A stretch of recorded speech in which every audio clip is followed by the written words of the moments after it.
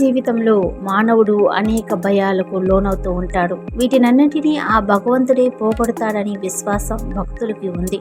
భయాన్ని పోగొట్టే భగవంతుని శ్లోకాలు చాలా ఉన్నాయి, కానీ దాని సందర్భాన్ని బట్టి కొన్ని ముఖ్యమైనటు వాటిని తెలుసుకుందాం. హనుమాన్ చాలీస ఆంజనేయ దండకంలో హనుమంతుడు ఆపదలు భయాన్ని తొలగించే దైవంగా ప్రసిద్ధి. సంకటహరణ నామ తుమ్హారో ఆంజనేయ దండకంలో భయముల ప్రాలదూరి వంటి వాక్యాలు భయం పోగొట్టే శక్తిని సూచిస్తూ ఉన్నాయి. అలాగే విష్ణు సహస్రనామంలోని ప్రతి నామం శక్తివంతమైనదే, కానీ ముఖ్యంగా భయాన్ని తొలగించే గుణం ఉన్న కొన్ని నామాలను చూస్తే శాంతాకారం భుజగశయనం, ఇది కేవలం ధ్యాన శోకం మాత్రమే కాకుండా విష్ణువు యొక్క ప్రశాంతమైన రూపాన్ని ధ్యానించడం వల్ల మనస్సులో ప్రశాంతత చేకూరి భయం తగ్గుతుందని అర్థం. అలాగే అచ్యుతాయ నమః, అనంతాయ నమః, గోవిందాయ నమః, ఈ నామాలు విష్ణువు యొక్క స్థిరత్వం, అనంతత్వం, సంరక్షణ గుణాలను సూచిస్తాయి. వీటిని జపించడం ద్వారా మనసు స్థిరపడుతుంది.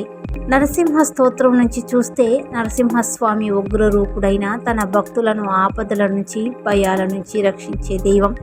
అందుకే ఓం నమో భగవతే నరసింహాయ అనే మంత్రాన్ని జపించడం వల్ల శక్తి, ధైర్యం కలుగుతాయని విశ్వసిస్తారు భక్తులు.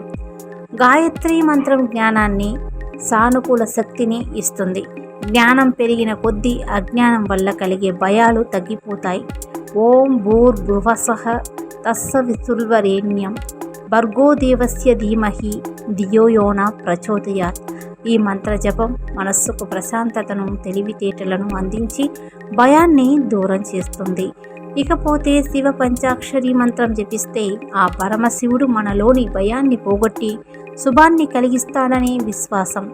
ఓం నమః శివాయ అనే మంత్రాన్ని జపించడం వల్ల అంతర్గత శక్తి, ప్రశాంతత పెరుగుతాయి.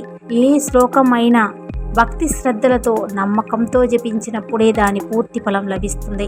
మనకు ఏ దైవంపై నమ్మకం ఎక్కువ ఉంటే ఆ దైవానికి సంబంధించిన శ్లోకాన్ని జపించడం మరింత ప్రభావవంతంగా ఉంటుంది.